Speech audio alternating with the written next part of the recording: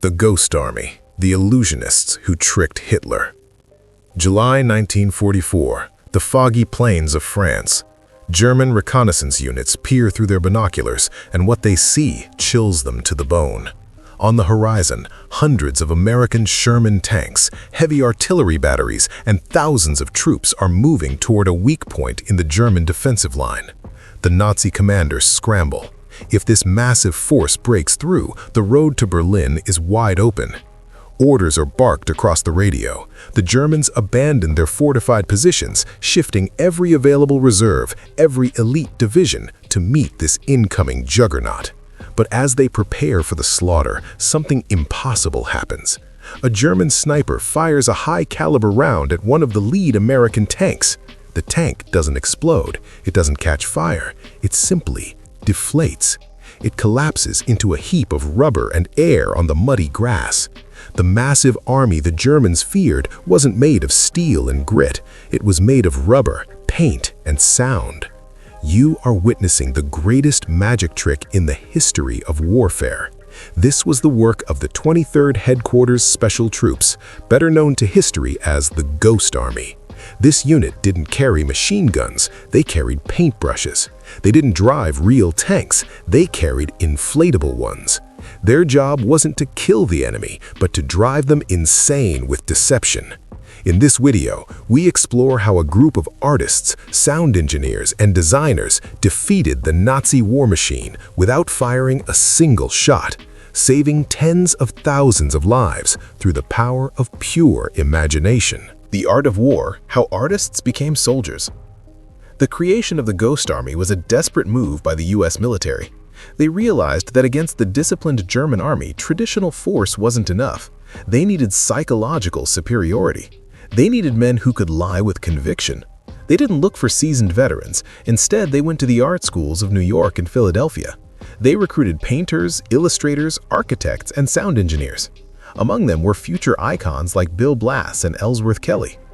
Their mission was bizarre: build an army that looks real from a mile away but vanishes into thin air up close. For months in secret bases in England, these artists experimented. They designed inflatable rubber tanks that featured every minute detail, from the bolt heads on the turret to the texture of the treads.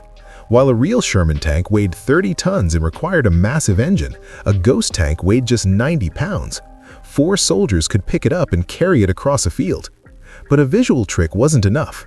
The Germans were experts at listening. To counter this, the unit formed a sonic deception wing.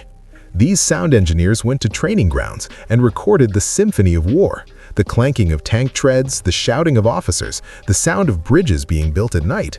Then they played these recordings through massive 500-watt speakers that could be heard up to 15 miles away. Imagine a German soldier in a dark trench hearing the terrifying rumble of 100 tanks approaching through the woods. He doesn't see them, but his ears tell him he is about to die. In reality, it was just 2 artists sitting in a truck, playing a phonograph record. This was the ultimate return on investment: a few $1,000s in rubber and speakers, forcing the enemy to waste millions in resources and strategic positioning. Operation Atmosphere: The Theater of the Absurd. The Ghost Army's work wasn't limited to inflatable props. They were masters of atmosphere. They understood that to fool a professional army, you have to sell the story at every level. This was the special effects department of World War II. When the Ghost Army moved into a town behind the front lines, they put on a show. Soldiers would wear fake unit patches, identifying themselves as members of elite divisions that were actually hundreds of miles away. They drove trucks in endless loops.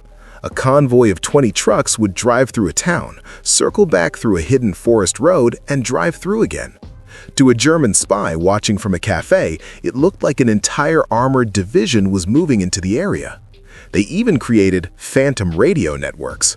Radio men would transmit fake Morse code messages, mimicking the sloppy or distinct fist of real operators from other units, leading German intelligence to map out an entire fake order of battle.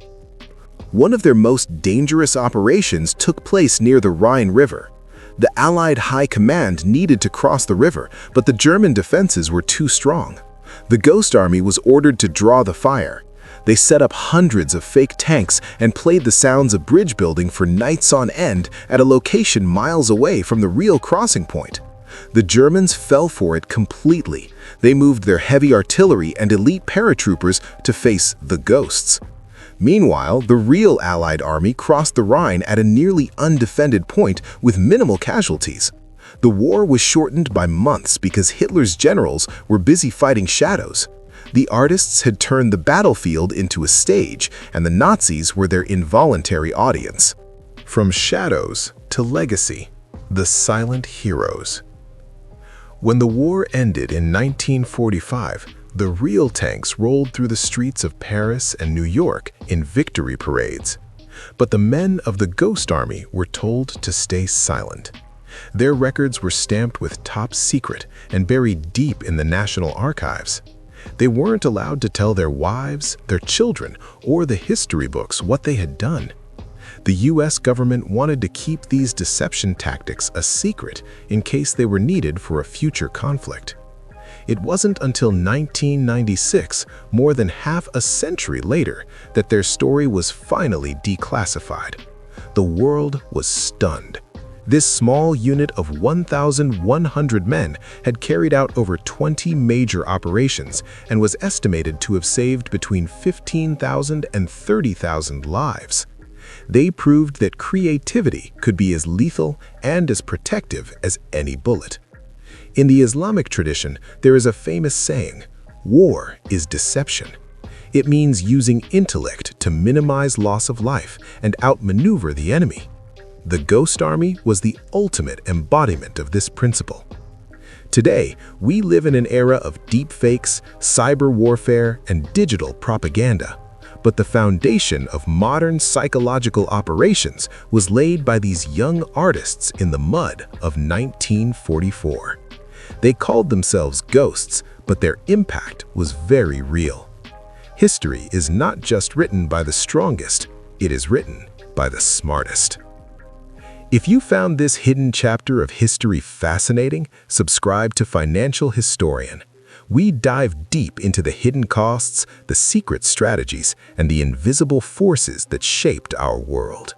Until next time, stay curious and keep your eyes open.